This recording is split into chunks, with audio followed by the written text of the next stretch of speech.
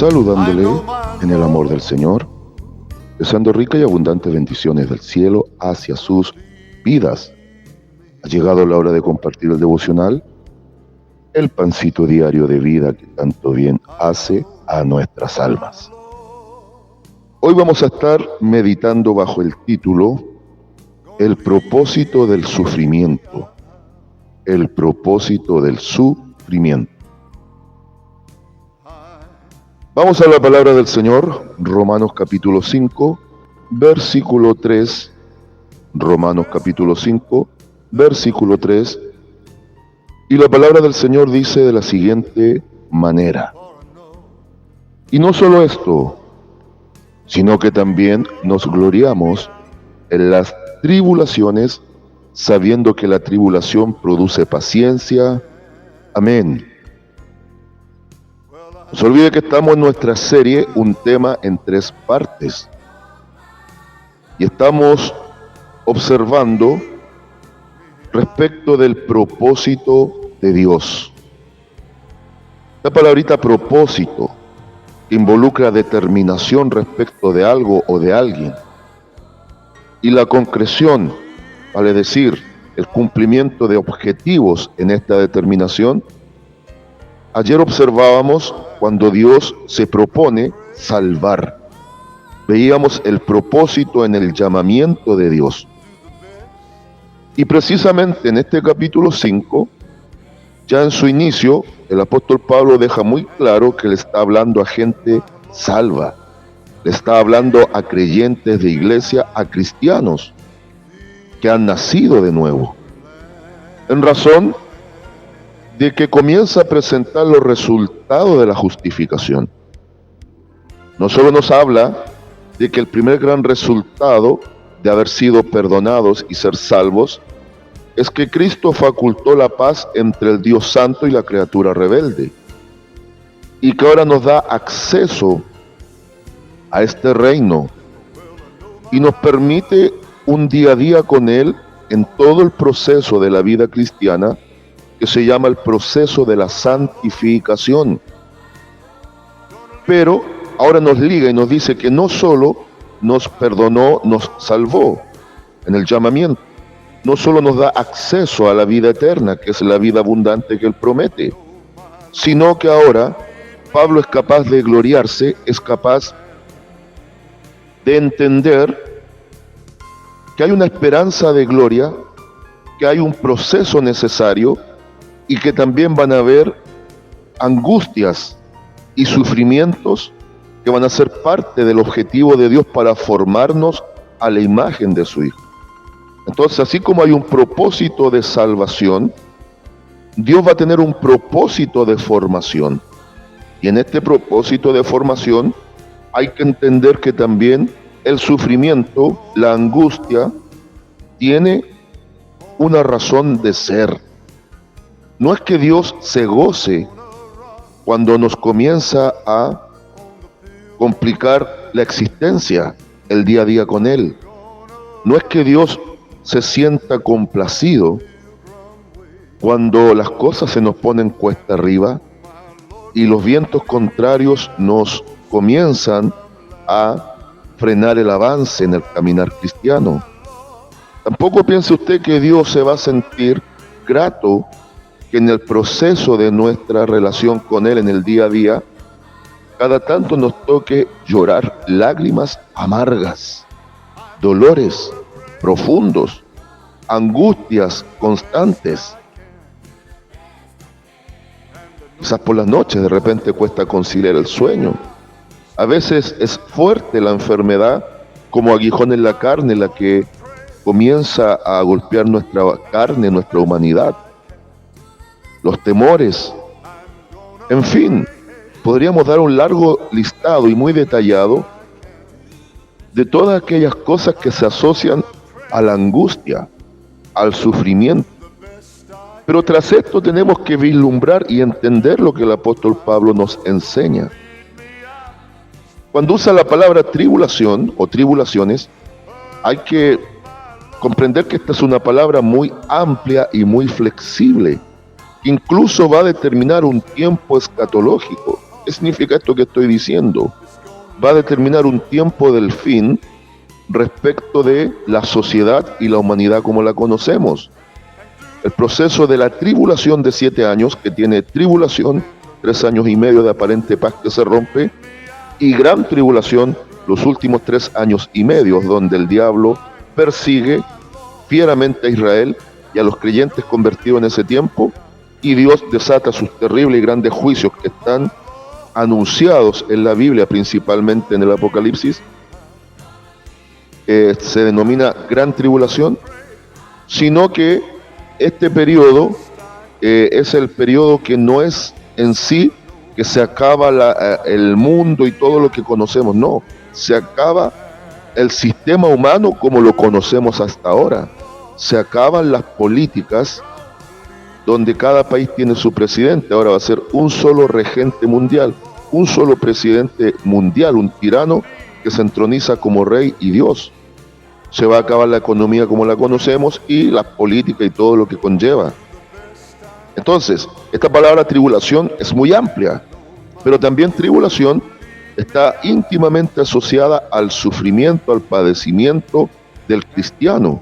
Por ende, si lo asociamos desde lo individual a lo colectivo, la iglesia está determinada a vivir procesos dolorosos. Pero tras esto, no se olvide lo que le estoy diciendo el día de hoy. No hay que perder de mira el objetivo, el gran propósito que tiene Dios en esta determinación de salvación. También tiene una determinación de formación, y en ese objetivo de llevarnos un día a su gloria, tiene que como objetivo también intermedio procesarnos a través de la angustia que pueda sobrevenir a través de una prueba, una enfermedad, una calumnia, una acusación, o simplemente porque Dios está propiciando un ritmo más intenso en nuestro caminar junto con Él. Ahora, yo le entiendo. No hay tribulación que sea grata. No hay proceso difícil, tanto en la vida natural como en la vida cristiana, que donde esté involucrado sufrimiento y angustia, muchas veces se plasma y traduce en lágrimas, sea algo agradable. Para nada. Estoy totalmente de acuerdo que muchas veces el corazón se desangra a través de los ojos en ríos de lágrimas. Cada tanto el alma angustiada provoca incluso enfermedad física, lo que la ciencia a través de la psicología llama las enfermedades psicosomáticas. Nacen desde un corazón angustiado, de una mente acongojada, y afectan a un cuerpo doliente. Creo que uno de los momentos más duros del ser humano es cuando pierde un ser amado. Si hay un tiempo angustioso que demarca un periodo de tribulación, de angustia, de quebranto, de lamento, es justamente perder a un ser amado. Y sé muy bien, en esos momentos cuesta razonar en Dios, cuesta equilibrarnos en la palabra, cuesta asimilar el momento y la situación misma, cuesta vislumbrar que tras esto haya un fruto de gloria más allá. Pero es aquí donde tenemos que aprender a razonar y posicionarnos en equilibrio en lo que es la palabra, incluso a través de grandes ejemplos bíblicos. Viene a mi mente y quiero que mediten eso. Ya he entrado muy en la meditación y prácticamente llegando al área ya de la conclusión. Recuérdese aquel evento tremendo donde el maestro iba en la barca junto a sus discípulos cruzando el mar de Galilea. Y comienza una tormenta tremenda. Me atrevo a decir que no era cualquier tormenta, porque Cristo iba a libertar a un atribulado en extremo. Tenía que llegar a la zona de Gadara para poder libertar al endemoniado gadareno. Es un ejemplo de una vida en angustia y tribulación por causa del ataque del enemigo. Y acá, una tormenta física pero que evidenciaba la gran lucha espiritual que ya se estaba llevando en aquellas áreas invisibles a nuestros ojos. El viento se oponía, el mar se embravecía y parecía que esa pequeña barquilla iba a zozobrar. Y observe la tribulación, la angustia que en ese proceso viven los discípulos del Maestro. Y es aquí donde hay grandes ejemplos a observar. Los discípulos tremendamente angustiados, y quizás si usted o yo hubiésemos estado en ese evento, en esa barquilla, quizás nuestra reacción no habría sido tan diferente y quizás más intensa en temor que la de los mismos discípulos. Si no es porque estemos leyendo la palabra, como sabemos el resultado de esto, vamos a decir que no era para estar angustiados, por supuesto que sí. Pero había algo que los discípulos estaban pasando por alto, que usted y yo no podemos pasar por alto. En esa frágil barquilla que parecía que iba a ser destruida, en ese proceso estaba Cristo en el asunto. Así como cuando en la vida del creyente Dios permite estos procesos extremos, no hay que olvidar que el Cristo de gloria que estuvo en esa barquilla, en el cabezal durmiendo, es el mismo que está muy cercano a nosotros y en nosotros cuando el momento difícil acontece. Ahora el Maestro no estaba durmiendo porque desconocía lo que estaba ocurriendo. Estaba enseñándole a sus discípulos a estar quietos, esperando en Dios, que Dios responda y que Dios los libre de la situación. Por un lado, la congoja del discípulo; por otro lado, la quietud, pasividad y total sosiego en medio de la angustia del divino Maestro. Gran lección del Maestro a los discípulos, gran lección de la palabra a usted y a mí en esta hora. ¿Será que está viviendo algún proceso difícil? ¿Será que el agua le está entrando al bote y está a punto de zozobrar su barquilla? No se olvide que el Maestro está en la barquilla. El Maestro está en el asunto. Y ahora el Cristo de gloria reprende al viento y al mar y los hace enmudecer. Declarando de esta forma, a través de esta tremenda ilustración, en hecho y tiempo real, que los procesos tienen un tiempo de caducidad. Así como comienza este tema difícil, también tiene su tiempo de término. Ahora, ¿cuál es la gran lección en el proceso? Ahí está lo clave.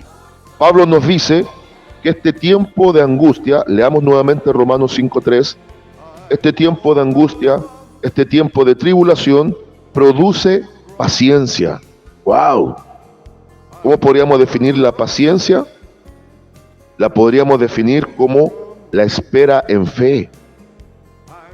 La espera en esperanza y fe es vislumbrar aquello que aún no recibimos, eso es parte de fe. Pero en el proceso entre lo anhelamos y lo recibimos, donde pueda venir el tiempo de angustia, tenemos que ser capaces de esperar. La paciencia es en sí la fe que nos capacita para esperar el resultado. Esperanza, desesperanza. Lo contrario a la paciencia es estar desesperados. Así está el mundo sin Cristo, desesperado por muchas cosas, atribulados en muchas cosas y turbado por otras tantas cosas. Y cada tanto esto también llega al corazón del creyente. Pero cuando entendemos la Biblia de esta forma y nos proyectamos hacia un proceso que tiene fecha de inicio, fecha de término, y entendiendo que en ese lapso Dios nos produjo parte del fruto del Espíritu, que es la paciencia, entendemos el propósito del sufrimiento. Nunca Dios nos permitirá sufrir, porque eso le cause gozo a él. Por lo contrario, es necesario, es una necesidad vivir procesos en la vida cristiana para que Cristo sea formado en nosotros. Conclusión, consejo y consigna. Conclusión. Jamás podremos evitar los procesos, sobre todo los angustiosos. Consejo, no olvidar que el divino está en nuestra barquilla, Cristo está en el asunto, y después de este proceso, por duro que sea, vamos a ir creciendo en la gracia, porque la paciencia va a comenzar a gobernar nuestra vida. Consigna y lema para el día de hoy. La tribulación produce paciencia. Saludos de paz, amor y bendición desde Longaví a cada uno de ustedes. And I know my Lord's gonna lead me out.